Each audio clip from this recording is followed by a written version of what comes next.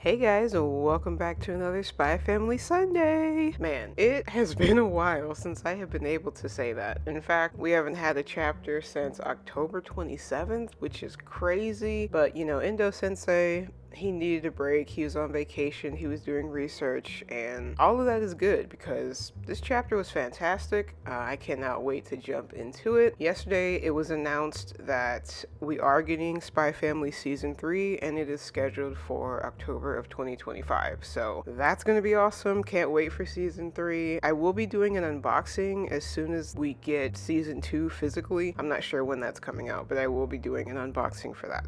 But yes, let's go ahead and get into the chapter because I am so excited. It feels like we are actually getting what we wanted. It feels like we're going into a Desmond arc, so let's do it. So the chapter starts off where we left off. Yor and Melinda seeing each other. They're both like, whoa, what is going on? Melinda's like, Yor, what on earth are you doing here?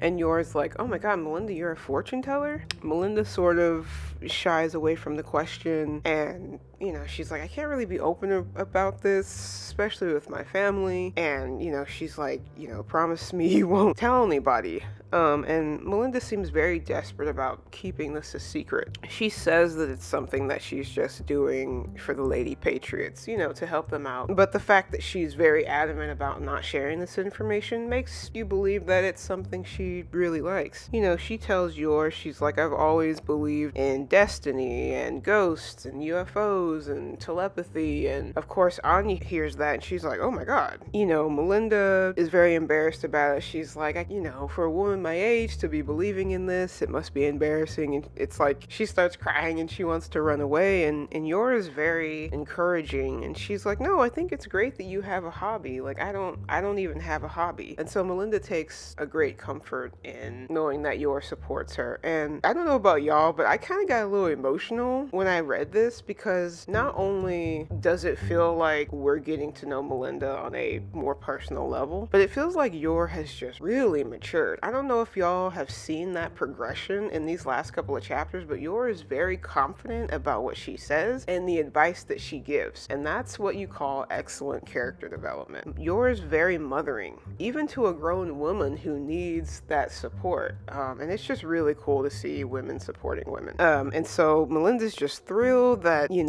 oh, you're a believer as well? And she's like, oh, really? I just, came with my daughter to check this out. And Anya's thinking to herself, oh my god, I'm gonna lose in the friendship scheme. And then she says, I wish somebody could tell me my fortune. And Melinda's like, oh, this must be your daughter everybody's told me about. And Anya's very blunt. She's like, I want to know how to be friends with Scion Boy. And Melinda's like, Scion Boy? You mean Damien? And Yor's like, yeah, we were just with him at the festival. We were having a good time. Melinda's sort of taken aback by this. She's like, please don't tell my family. She's thinking like, what if my husband finds out? And so she's having just like this internal crisis.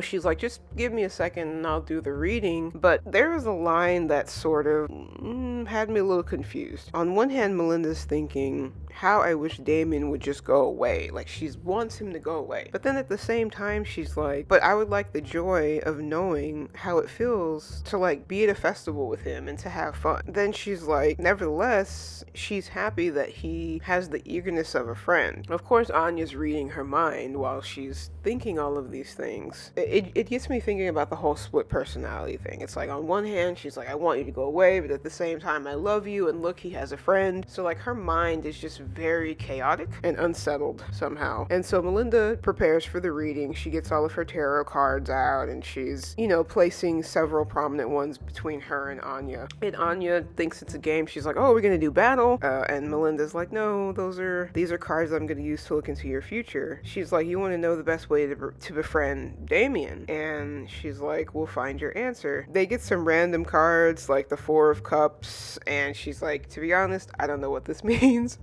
And Yor and Anya are kind of like, okay. And then she gets like the Grim Reaper card, and she's like, well, this one seems to, factors around your death and how like the Grim Reaper is right behind her. And of course, Yor is standing standing there, and yours like, I'm not, like, obviously we know she's an assassin. It's a play on things, but it's pretty hilarious. Melinda admits to being an amateur when it comes to reading tarot cards. She doesn't really know what she's doing, but she's sort of fumbling through, and it's charming in a way. And Anya's rooting her on. She's like, you can do it, Scion Mom. And Melinda gets a serious look on her face all of a sudden. She's like, dear Anya, do you like Damien? And Anya's really straightforward about it. She's like, no, he's mean to me. He bullies me. She's like, oh, sorry to hear about that, but I'm happy you're still trying to be friends with him. And she's thinking to herself that this girl possibly knows more about her son than she does. And so she's thinking about him and, thinking about how she's been worthless and how she hasn't been there for him. And it's really sad. And she's like, this can't go on. And she's thinking to herself how she needs to face her husband. And then we get this really haunting panel of Donovan's face, and we just see his eyes, and they're just, ugh.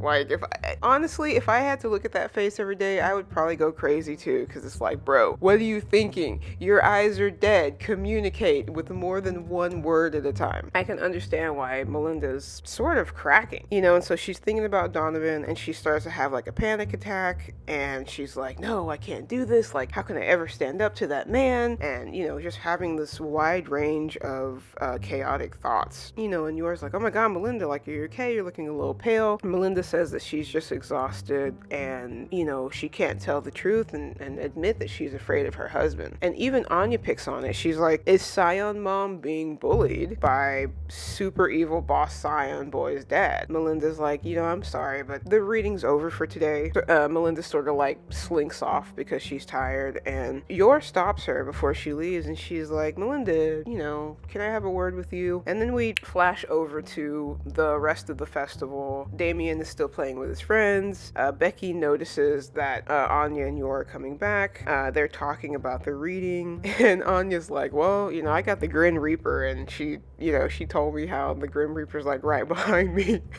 And of course, Yor again is like, that's not the situation. I would never. And so Becky thinks it's a total waste of time. She's like, mine told me to stop pursuing older men, like what a crock and all this kind of stuff. And she's like, never mind about the Grim Reaper. What did she say about love? And then Damien's ear sort of perks up. And Anya's like, well, she said that everything would be great if I was just invited to his house. And Damien starts freaking out, and she's like, who would ever invite you over to their house? And Becky's like, Damien, nobody said we were talking about you unless there's something you want to confess. And so, she just sort of teases him about that, and he can't even speak. He just makes all these random noises. It's hilarious. And then we see Lloyd, just completely chatting it up with anybody he can to collect evidence on.